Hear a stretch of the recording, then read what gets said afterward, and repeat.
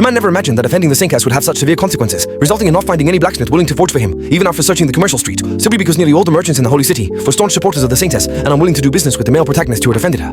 After much coaxing, some information was finally extracted from the guide. There is a legendary blacksmith stationed at the Buster workshop in the west, and maybe there is a chance to try his luck. But as the protagonist was heading to the workshop at the same time, I was suddenly met with a girl being chased by several thugs. I decisively stepped in to stop them, even though the protagonist's weapon was just a broken sword. Instantly knocked the thug flying, and the other thugs fled with their companions after a single arrow. The girl named Monica, to thank the protagonist, invited the two to her home. Monica's home turned out to be the post-workshop that the protagonist was looking for. After entering, the protagonist discovered that there were no craftsmen inside the workshop. After browsing around the shop, the main character noticed a hole and remembered that he could also be considered someone who grows fruit.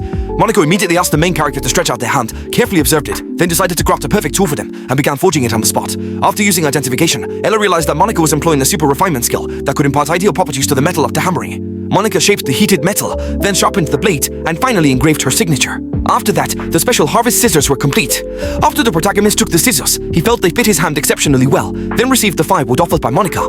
With a gentle force, he cut it into 2 pieces, so he excitedly grabbed Monica and begged her to make scissors for him. Unfortunately, Monica disliked making scissors and couldn't forge them for the protagonist, so she took him to the opposite side to boss, found her father, the true legendary blacksmith Ivar, and asked her to forge scissors for the protagonist, but was face-to-face ridiculed by her dad. They immediately had a big argument, and she left angrily. When the protagonist asked about the scissors, Ivar said that his orders were already scheduled until... But just as the protagonist was disappointed and about to leave, he was approached by an apprentice named Kane. It turns out since he watched the protagonist's duel with Klaus, he has become the protagonist's fan. The protagonist took the opportunity to ask Monica why the women wanted to film. However, 6 months ago, a supply wagon encountered an unexpected event.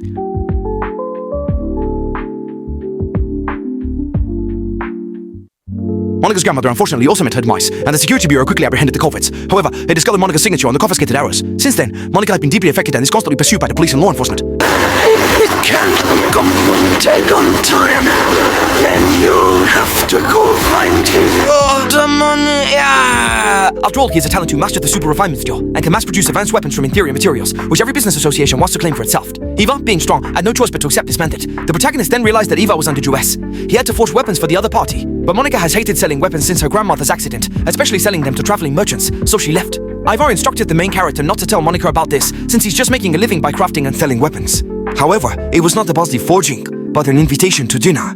During the meal, when Monica heard that Ella had appraisal skills, she remarked why bother being an adventurer when being a merchant could quickly fill one's purse.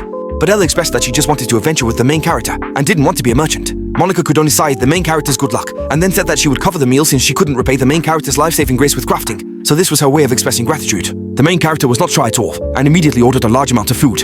At this time, Xander also met with the Saintess, and expressed that the weapon order would be completed soon, and they would also capture the protagonist, though the means might be somewhat harsh. The Saintess stated she would send people to restrain the security bureau, but needed to emphasize one point, which is, the main character said there's no need for that.